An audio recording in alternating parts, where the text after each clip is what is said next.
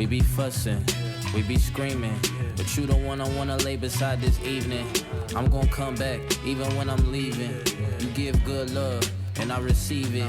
When you feeling down, I'ma sing to you. That ring on your finger got a ring to it. That's that real love, God-fearing love. It may not be how we dreamed it, but it's still love. Can we ever sit down? Talk to me nice, I'ma talk back, baby. You know how we get down. Yeah, the way we gon' work, yeah. What up, what up, what up? We got room keys. It's time to go. We gotta go. Bam. We gotta go. We gotta go. Yeah. We gotta go. Yeah. Yeah. Yeah. Sorry, I was really feeling that. You was feeling that? Did you hear an idea of that? We got room keys. Yeah. What's that off of? I don't know. What is it? Best of both worlds. No, I'm lying. It's not off of that. I was about to say. What is it from? It's off of Fiesta, I think. Oh, okay. I think it's off of Fiesta. Hotel, girl, you wanna come to my hotel? No, no, no, no, no, no, no, no, no.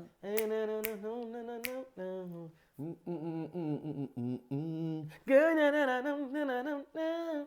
Now, who was that? And who else? Who was rapping? Someone else was rapping on that. Jay-Z was rapping on that? Nope.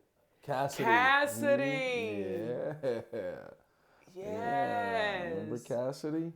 What happened to old Cass, man? He's in the same boat like Papoose and them for me. Remember Papoose? Yeah, Remy Ma's husband. Yeah. Papoose was nice. Well, Papoose got flows for real. He just never... Oh, he got mad flows. A lot of them guys, it's just hard to translate that into albums. You know what I'm saying? Facts.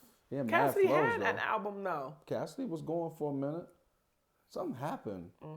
Didn't he get into it with somebody or something? Or Man, bro. I don't remember. Somebody sent me an Instagram post the other day of Cassidy.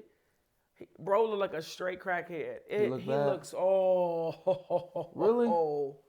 Oh, when I say bad, Dang. I mean, like, it's bad. I feel really sorry for him. It's crazy how people fall off. And they fall off so hard. But think about it. Think about, like, being a superstar, having everything in the palm of your hand, and then everything just being gone because you ain't got no more bread.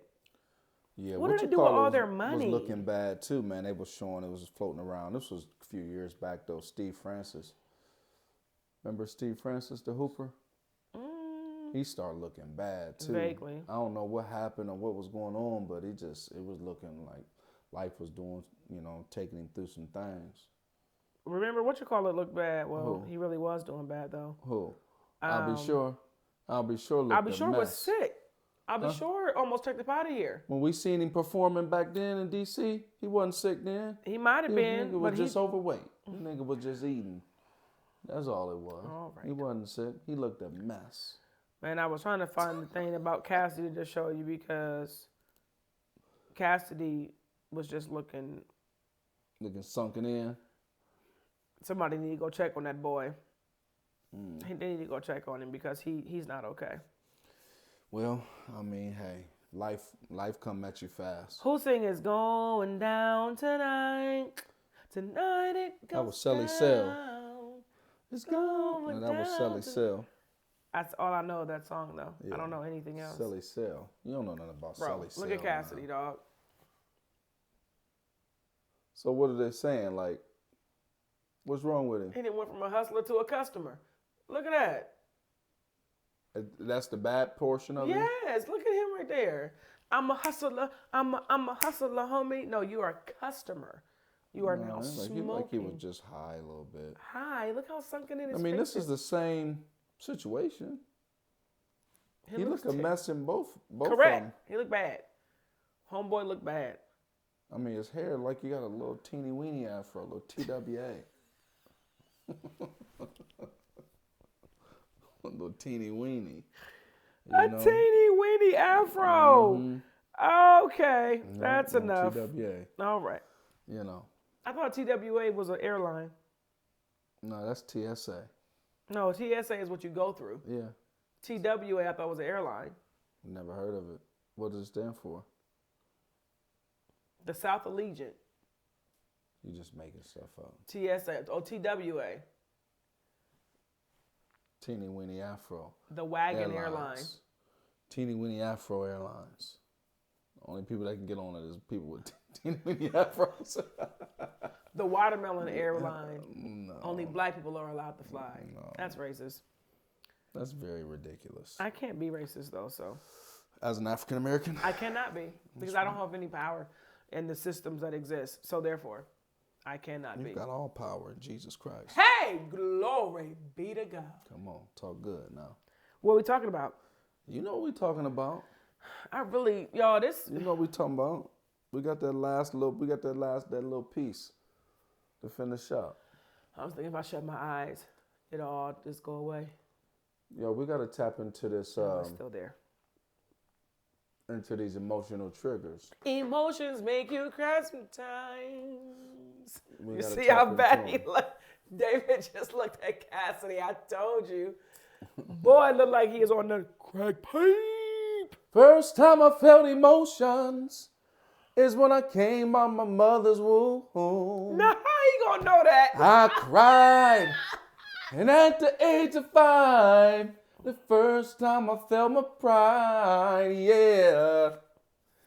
And now that I'm 19, I know that I'm ready. I know that I'm so in love, yeah. All right. This Negro that went from the mother's womb. And even have some ups and downs. I know one thing for sure. You're gonna fall in love. Make you fall in love. Hey. All right. No, don't try to cut it. Come on, baby. Come on, sugar. Emotions make you cry.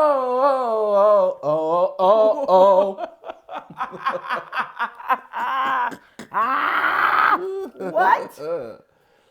Y'all, That's what they said. That's it. That was it, man. If you ever do that run again, That was it. Y'all listen, so we talking about these triggers last time. We was talking, we kind of sifted through emotions and feelings. Night, I couldn't even get an answer. And the way I feel, I'm not gonna give something. I don't know. Go ahead. We were talking about the difference between emotions and feelings. And we kind of made a little leeway with that. Did we? I think we gained some ground. Huh. Yeah, I think we gained some ground. We kind of realized that what emotion was, and maybe it was more me than you, because you got a handle on it already. But me, I was just trying to work my way through it.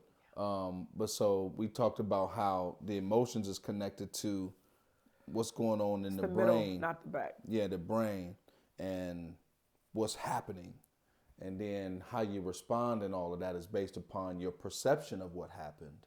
Mm-hmm. And then a feeling then ensues. True? Yeah, man. I So don't want to go back down that rabbit hole. And then we talked about the emotional triggers. This is what we want to talk about today.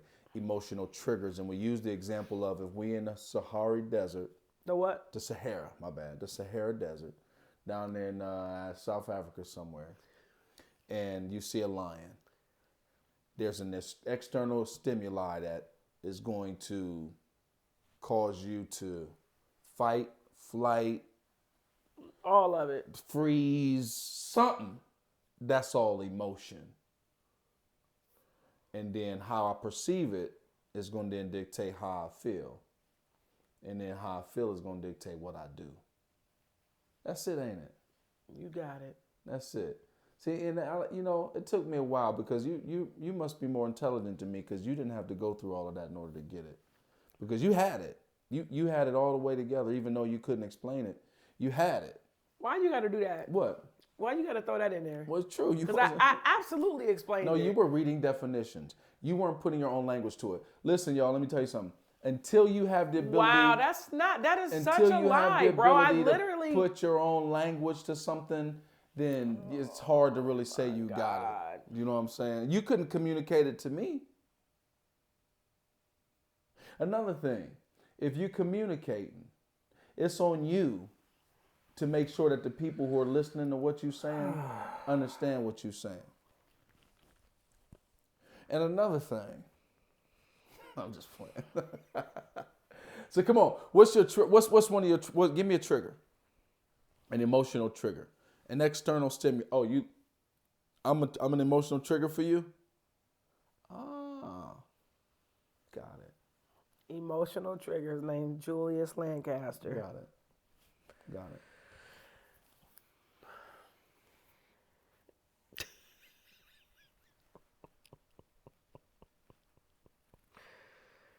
How can you say I did not explain that to you? Let it go. No, I'm not Elsa. This is not happening. Let it go. No. I thoroughly explained it 1,000,000 times. Get somebody else to do it. Your brain just refuses. Get somebody else to do it. You find somebody else to do it. You know somebody else. David, I'm about to make you come up here and sit in this seat. That's all. And do this because I can't. That's all. We're talking about triggers. Yes. And I'm your trigger. Yes, we are. Okay, so what emotion do you get from me? What do I trigger in you? Frustration. Is frustration an emotion? Yes, we just went through this. Okay. So frustration is the state. And then I look at the circumstances, worldview, I perceive it, and then and then you get angry, or you whatever the action is. And so what is your action then based upon that trigger? Of frustration? Yeah. What's your feeling associated with that spins out of that state of frustration? Yelling. Or not saying anything at all.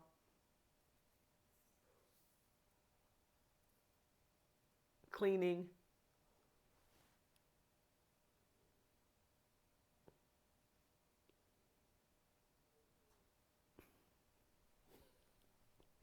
For real? What? I didn't say I'll start anything. like picking up stuff. I'll start doing stuff like just to. Yeah. Well, you must not be frustrated that much then.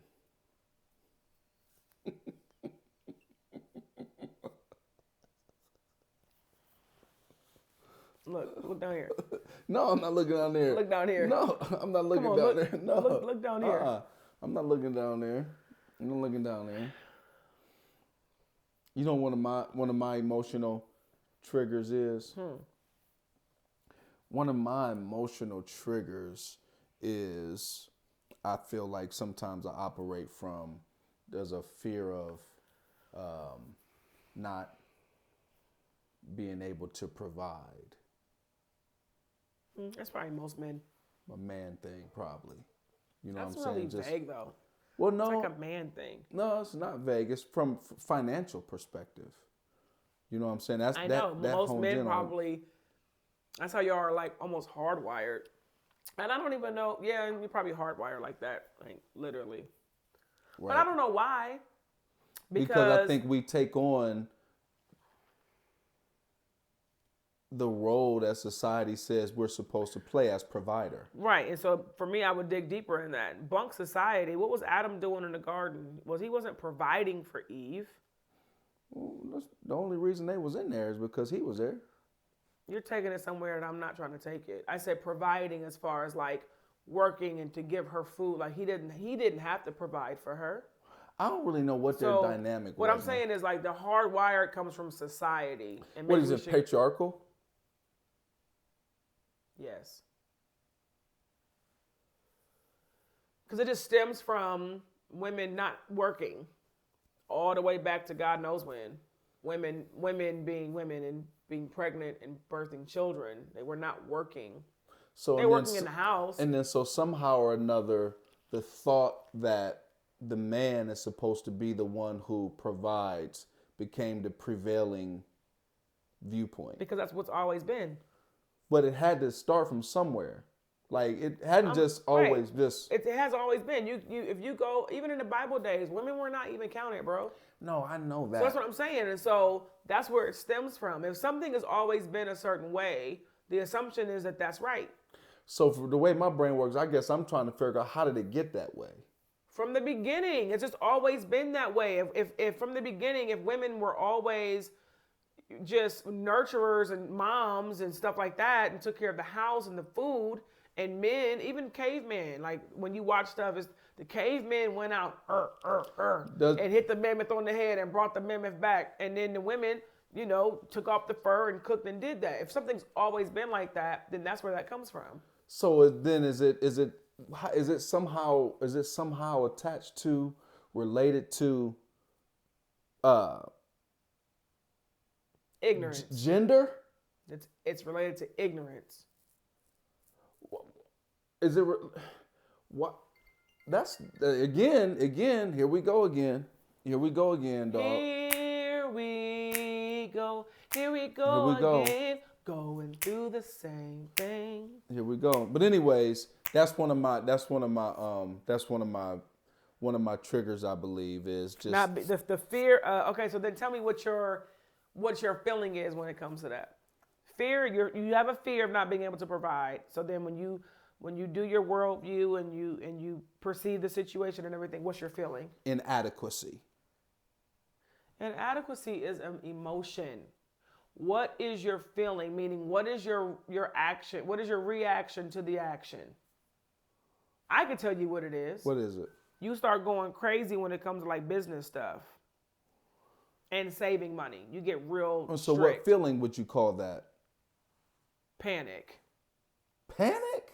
Yeah, you go into like a panic state. Like you like money, you like a certain amount of money in the account. You like when stuff ain't seeming right, or when you'll kind of go into this mode of like storage mode. No, we ain't spending that. No, we not doing that.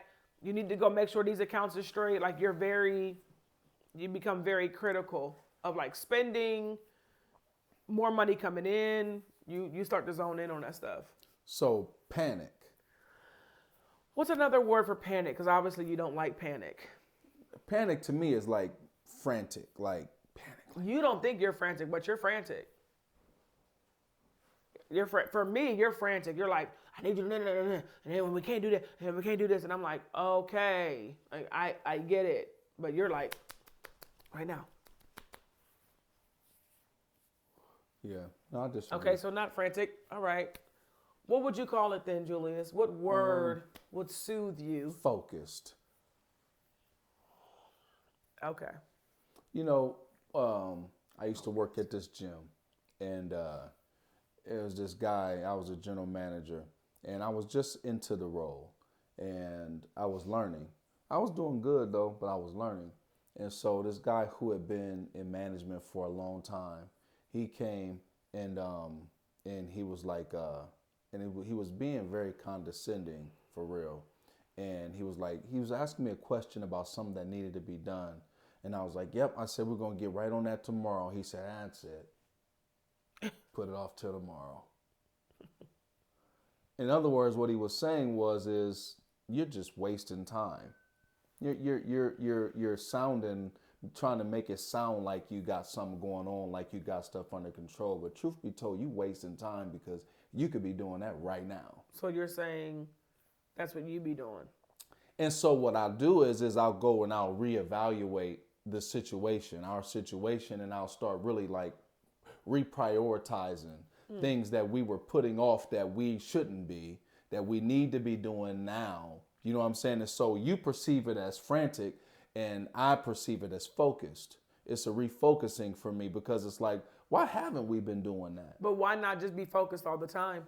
Well, I mean, you lose focus. You lose focus in life. I don't know very few people who just stay just like all the way tapped in at all times. So I think like life, we live a very busy life, you know, with the kids and with their sports and school and church, and I'm in school, things along those lines. So I think, you know, it comes down to, you know, the whole juggling plates piece.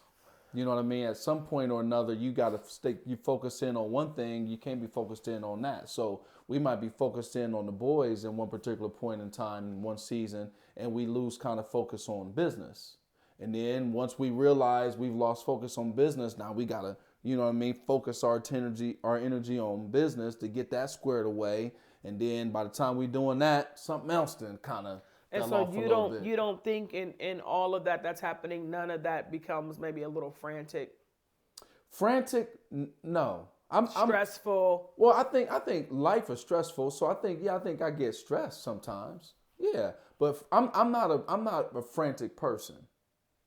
I'm not a frantic person. I learned kind of like more of a melancholy demeanor from my grandmother, kind of even keeled. I'm not tremendously emotional and things along those lines. So I think you could have a better choice of language when you're describing me. Okay. Yeah. I got a couple of words. Well, I mean, you can do whatever you want. I'm sure you do. You know, you ain't the only one that got words. You know, I got verbiage too. So. We know you got that. So, you know, call it whatever you want to call it. So for me, I feel like it's the fear of not being able to provide. That's an emotional trigger for me. What about you? I told you mine. What'd you say it was? You. Well, why? What do you do? You start just being funny. So I can start picking up. All this other stuff. What? That's what I do. What's another one?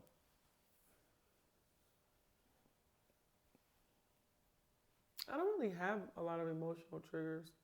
That's not true. Well, then what are they? No, I'm asking you. Well, I'm telling you, I don't really have that many. Outside of being frustrated, I'm frustrated probably 99% of the time with humans. People frustrate me.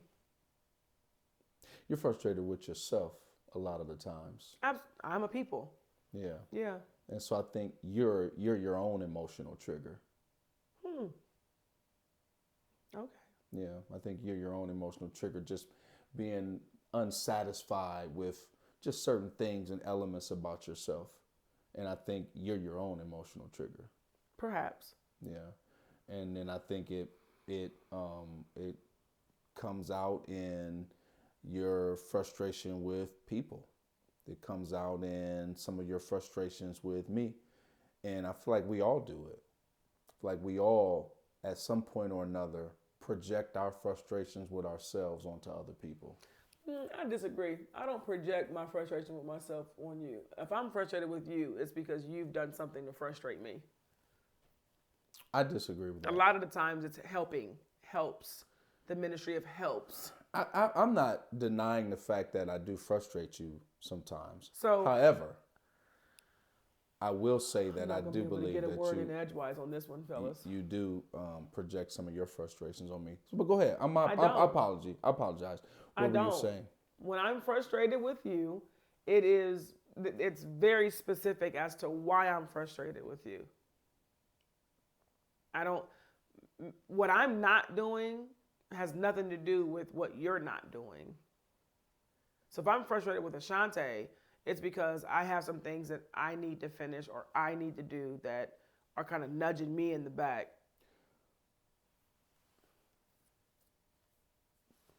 Go ahead, because you just can't help yourself today. Go ahead. So, y'all, Ashante has been, she's active all the time. She doesn't mind working out. She has a problem with working out on her own. Now, Yes.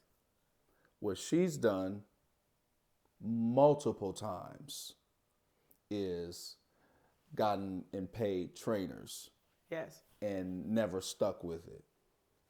And so that's frustrating for me. Never stuck with it? Yes, never So, seen anything all the way through. When you say never, you mean seen it all the way through until I lose all of the weight that I want to lose? No, it's never a consistent thing with them. It's always another one. Well, I'm gonna try this one, I'm gonna try that one. And so then what happened was is when she brings one, I'll express what's happened before in the past. She just gets mad at me because I'm bringing up the fact that there's been times when, countless times, not countless, but numerous times when she is not stuck with it. And so really, I feel like it's her frustration with herself for not sticking with it, for the reason why she's getting mad at me, because I'm not doing nothing but just bringing to the table a fact like, babe, you want another one? You know, another one? And then she gets upset with me. And I'm be wondering sometimes, like, is she upset with me because I'm bringing this, or is she really upset with herself? Like, where's the frustration at here, for real?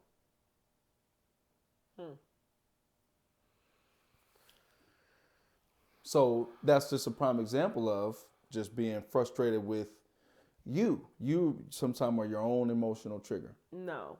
The reason why I'm frustrated is because I don't need you to bring up trainers that I go see. You don't think I know that I go to personal trainers? I know I go to personal trainers.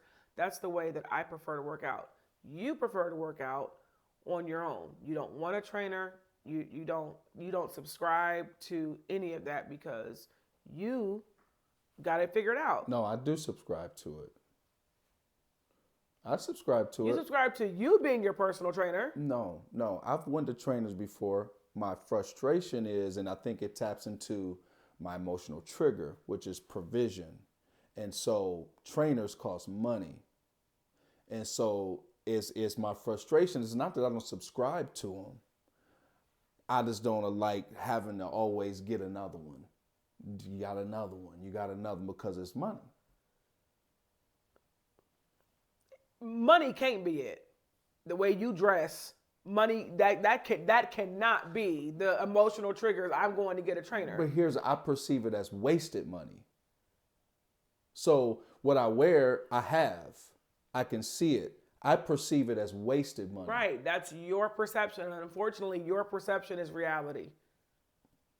Sometimes. Oh, Jesus Christ. You're never wrong. That's not true. I'm just telling you what my emotional trigger was. And then we talked about your emotional trigger.